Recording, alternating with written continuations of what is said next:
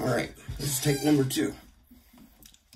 My name is Martin Walsh, and I will be addressing module number 1, the lungs and their actions and complications within the lungs for Dr. A's class. And I promise I will learn your name, I just don't want to butcher it. So step number 1, we will be demonstrating the process of inhalation, and step number 2 is exhalation. So this is the model of our lungs. We have our bronchioli, our lungs themselves within our pleural cavity. The bottle is supposed to be our rib cage. The balloon is our diaphragm. So in its relaxed state, the balloons are compressed, and when we contract our diaphragm, it pulls down, creates a larger volume within the pleural cavity. So that in turn creates a vacuum, unless we have a hole or a compromise, which would be like a sucking chest wound, and that's where we get tension pneumothorax from. But this would be how it works. So like I said, pull down, or you contract your diaphragm, increases the volume, which thereby creates a vacuum, and the soft, pliable lungs, which are, essentially like a balloon, will expand and contract based on the vacuum that's being created. And then for us, the structure of our rib cage and the strength of our pleural cavity is what allows us to maintain such form. So for some people have larger, smaller lung capacities than others.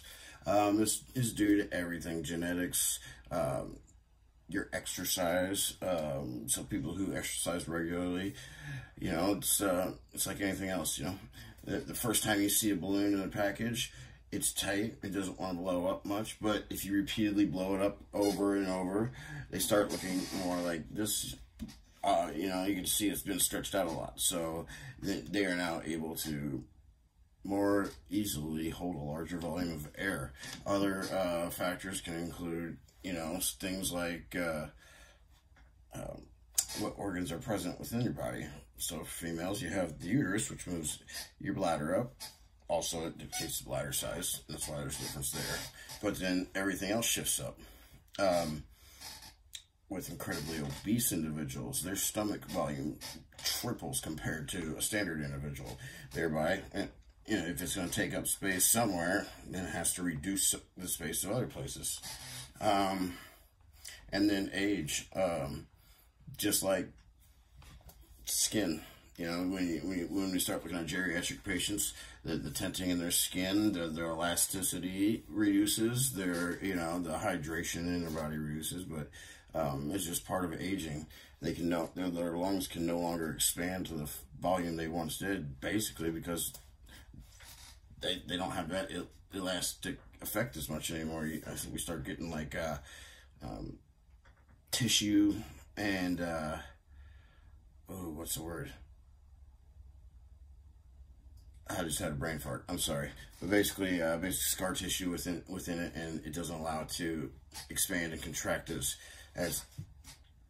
proficiently as it once did. Describe how asthma affects the lungs. Asthma is a condition in the body that causes narrowing of the bronchioli or bronchial passageways, and it causes inflammation. And it affects everybody differently. It's kind of like Crohn's disease, or at least how we think Crohn's disease operates, with the body's extreme overreaction to certain bacteria in the gut, and that's what causes that. Gotta go to the bathroom rush right now. Some people's asthma, they can detect, their body sees, particles within the air as hostile and foreign and invading, so they initiate the immune response. They, swells, and they try to attack it, whereas a normal person's body might not react to it at all. And so that's why you can have varying degrees of severity, and that's why you need to have varying types of medications. So some people that don't have it very, very bad, they can get by on just using your basic daily control medications, such as like Advair, where others might need something much stronger, or like a nebulizer, and they should probably be carrying their rescue inhalers. Let's see. Describe the priority medical and nursing management for a patient with asthma exacerbation. So first one would be, the priorities would be pause.